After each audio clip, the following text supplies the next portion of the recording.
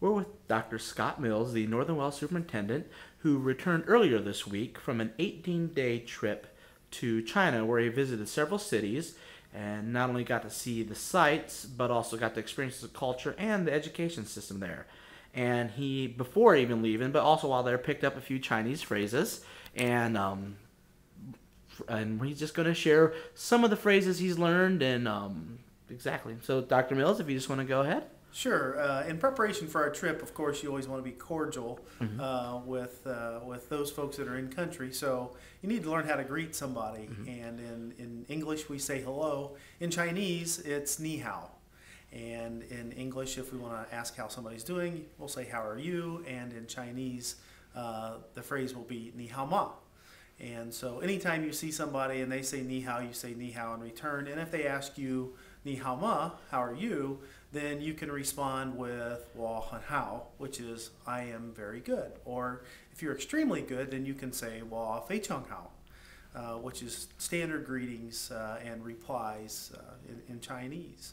To be cordial, you always want to say thank you. So in Chinese, thank you is "xie xie," and sometimes you can personalize it by saying "xie xie ni."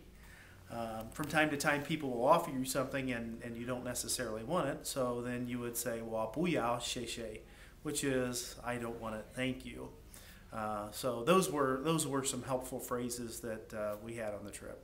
Okay. Were there any other phrases you picked up that might you'd use in a regular everyday situation? Well, yeah, one of the things that I would be asked frequently from my Chinese host when I was in Shenyang is "Are you tired?"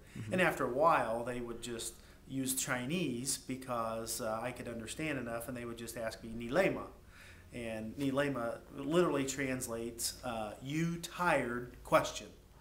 So I would usually say "Wa bu lei," which means "bu" is the kind of the negation. The Chinese don't really have a yes or a no, and the "bu" kind of negates the tired. So "wa bu lei" is "no, I'm not tired." And another question would be asked, "Are you hungry?" And the verb for hungry is so it would be "ni ma," and if they said that to me, then they're asking me if I'm hungry. So those were a couple other phrases that we learned. We also talked about different types of foods that would come, and in particular any type of beef or pork or chicken. And pork is called ju or juro, and beef is nioro, and chicken is jiro. So many times at dinner we would ask, "What is that?" And the way you say "what is that," you would just say "joshishima," and that's asking "this is what." Oh, okay. And then the response would be either else juro or nioro or jiro. Okay. Now, questions like "Where is this?" Were you able to ever hear that? If you want to say "where is this," you would usually say something "zainar." Okay. Zai is where it exists, nar is where, Okay. or in some places they use nali. So if we wanted to ask where are we, we would say "woman zai nali," and woman means we. Oh, okay. Zai means are, and nali is where, or woman zai nar. Okay. So just try to reference where we might happen to be. Another interesting thing that we did learn is that the Chinese have hand signals when they count. Okay. And they can actually use one hand to count to 10. And so the standard way of counting to 10 in Chinese is just taking your fingers. So this is 1, 2, 3, 4, 5. And when they get to 6, they use this hand signal. When they get to 7, they use this hand signal.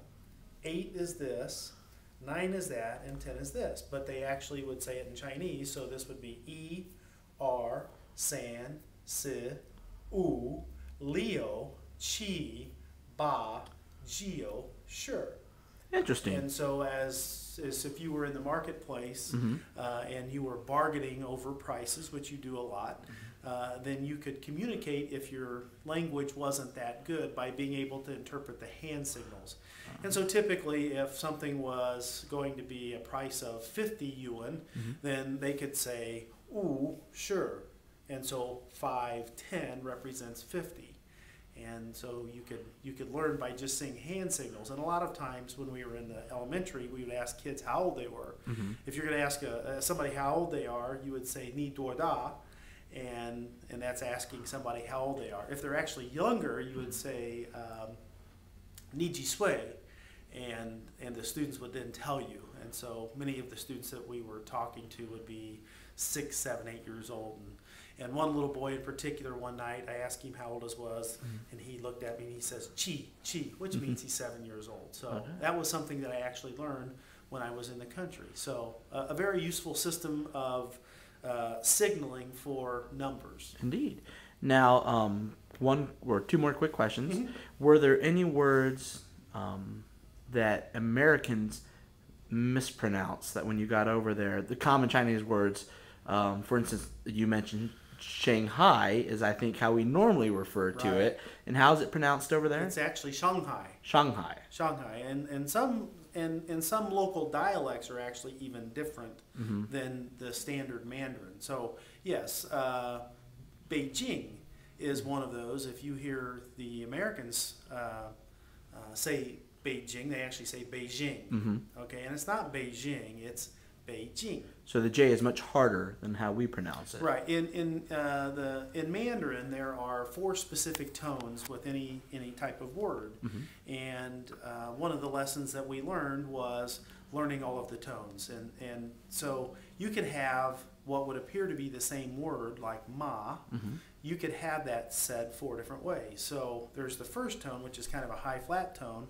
So ma, which is used for like mother. Okay. Mama, and you could have a second tone, which is a rising tone, ma, almost like a question, and then there's a third tone, which is kind of a dipping tone, ma, and then a fourth tone, which is ma, very short and abrupt and a falling tone. And each of those words in Mandarin means something completely different.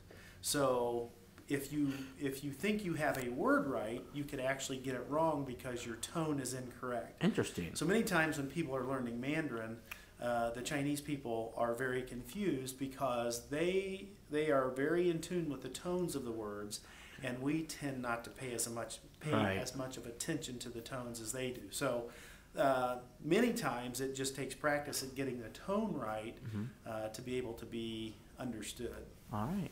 And finally, if anyone else is curious, what resources did you use, or do you have any resource to recommend if someone would like to learn more Chinese? Well, the easiest resource for me is going on to iTunes, and with any language there are free podcasts, and you can download them literally into your iPod and then listen to them.